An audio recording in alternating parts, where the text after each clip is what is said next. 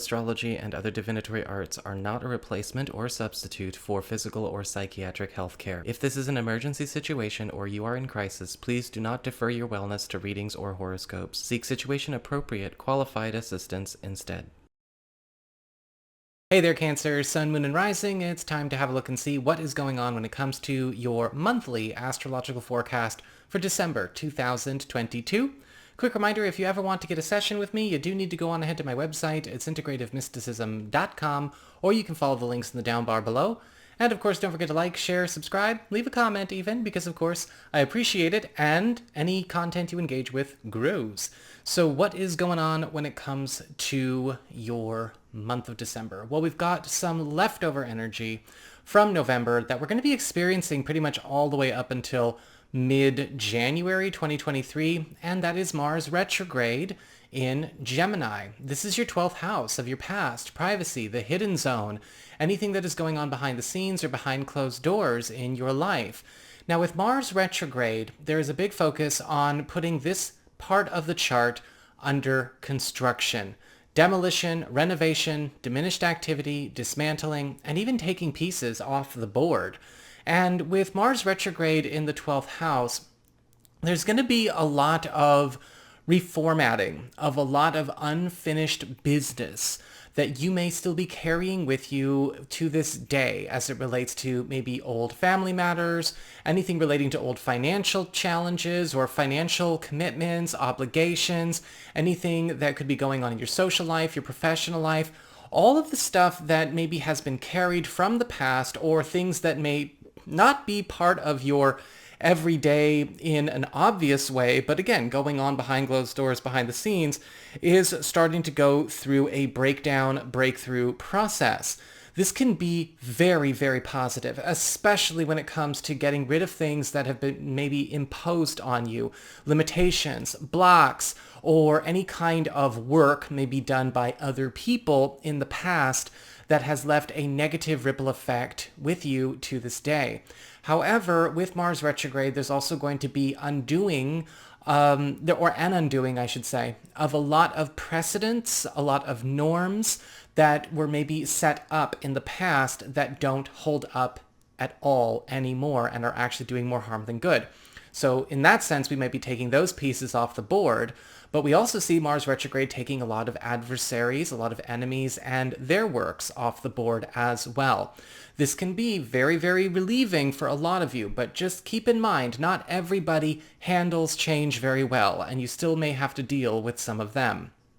When it comes to week 1, we've got Venus, Mercury, and the Sun all together in a triple blessing in Sagittarius, your 6th house of work, your reputation, your schedule, the teams that you work on, the clients and customers that you serve, and essentially how you are putting yourself out there with your services, your work, or the product of your work.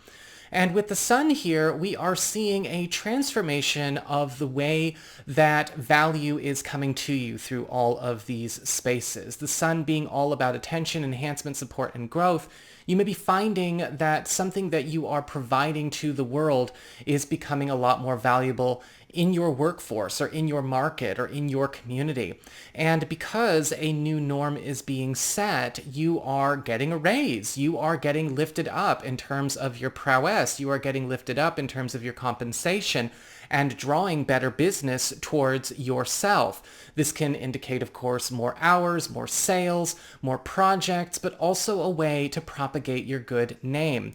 Mercury here is also going to be speeding up your growth in a way that feels a lot like you are getting the benefits of a promotion or a title change, but that might not necessarily be happening right away. Mercury in the 6th house speeds up our growth where we are getting the rewards for the work in a more substantial way. Again, raises, benefit changes, schedule alterations, all of the good stuff we want.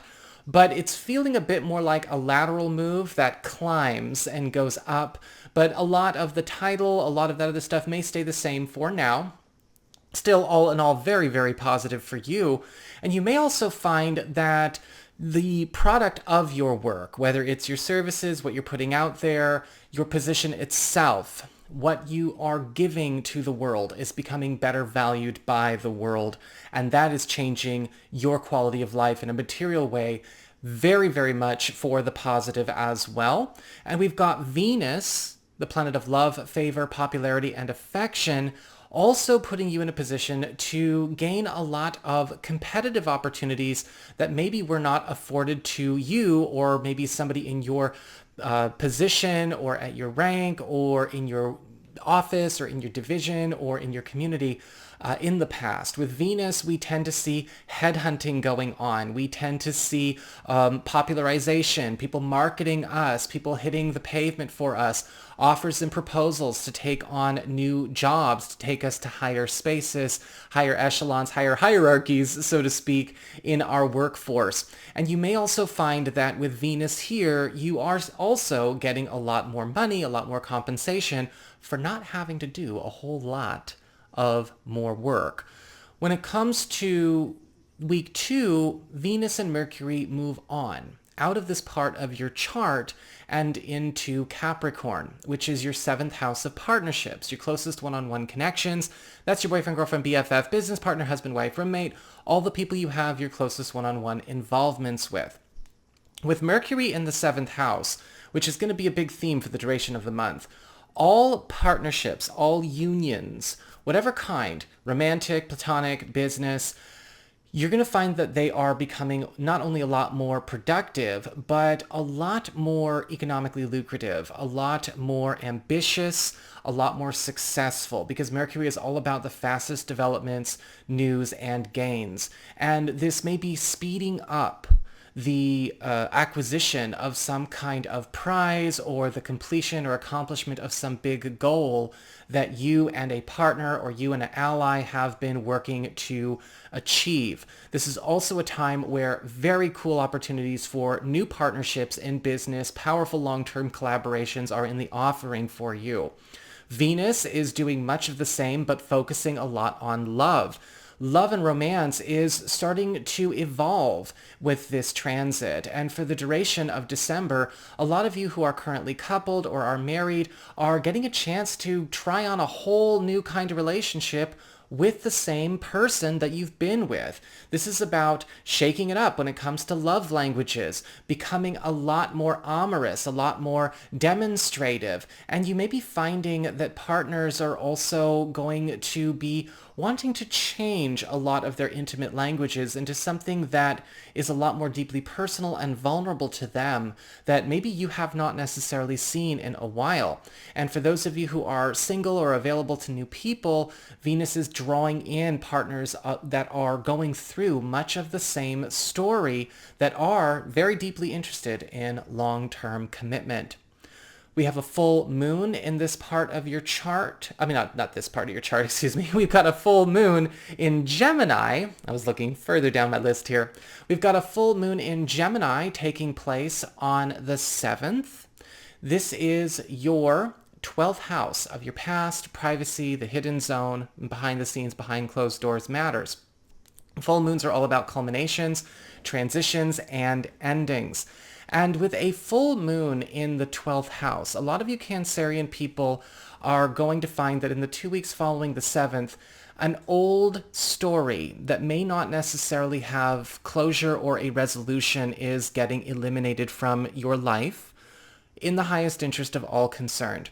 Full moons in the 12th house can be a bit of a mixed bag for people because on one hand, there is release, right? We are getting rid of a lot of unfinished business or things that are keeping us from being current, right? As we go into 2023, things that keep us stuck in a year in the past, but it's eliminating it maybe without necessarily formal resolution or formal closure.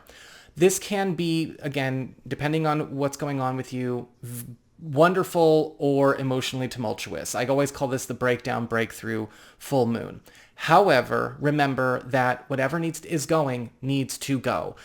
You may be okay, but other people may not necessarily want this release, even though it may be good for them as well. So tread lightly, but just remember, keep aiming forward, and whatever is, overdue for expulsion from the past will be expelled.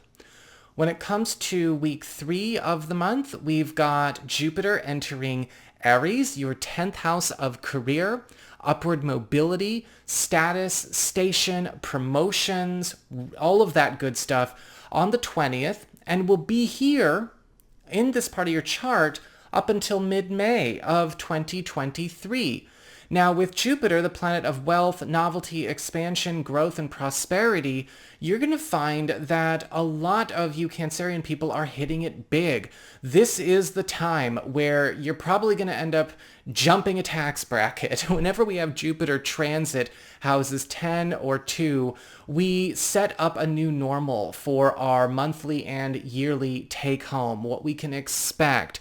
This can, of course, bring a series of big jumps in terms of your status, your material status, or even your professional status, including promotions between now and May of 2023. But you're also going to find that operations are expanding in such a way that you're getting lifted up because your industry, your field, or your workforce itself is also lifting up all at the same time. You are catching a beautiful wind during this period. Jupiter is also going to be giving you a chance to ascend to positions of greater influence and authority in all areas of your world. And you may find that with Jupiter in the 10th house, you're getting a chance to also make some very positive systemic changes in all kinds of different corners of your life with this new power and with these new resources in order to also benefit others.